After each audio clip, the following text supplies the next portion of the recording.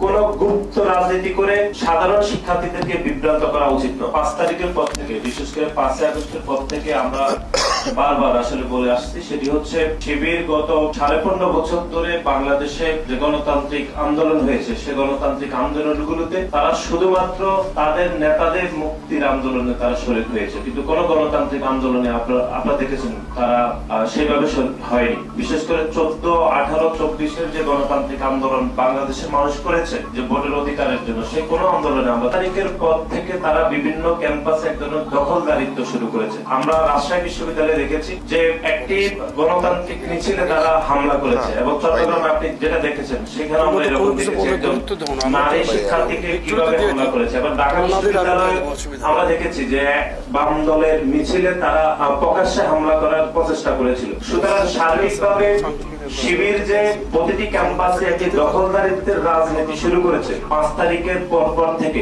এটি এখন আস্তে আস্তে উন্মোচন হচ্ছে। এবং বাংলাদেশ জাতীয়তাবাদী ছাত্র দল সবসময় বলে আসছে যে এই গুপ্ত রাজনীতি করার কারণে সাধারণ শিক্ষার্থীদেরকে যে চরমভাবে বিভ্রান্ত করা হচ্ছে, এটি এখন স্পষ্ট হচ্ছে। এবং আপনারা দেখেছেন যে খুলনা প্রকৌশল এবং প্রযুক্তি বিশ্ববিদ্যালয়ে বাংলাদেশ জাতীয়তাবাদী ছাত্র দল প্রকাশ্যে সেখানে গণতান্ত্রিক রাজনীতি করতে চেয়েছে, কিন্তু তার বিপরীতে আপনি দেখেছেন যে ছাত্র দলের সমর্থকদের উপরে হামলা হয়েছে। হামলাকে কেন্দ্র করে একটি মব তৈরি করে বিশ্ববিদ্যালয়ের উপাচার্য সেখানে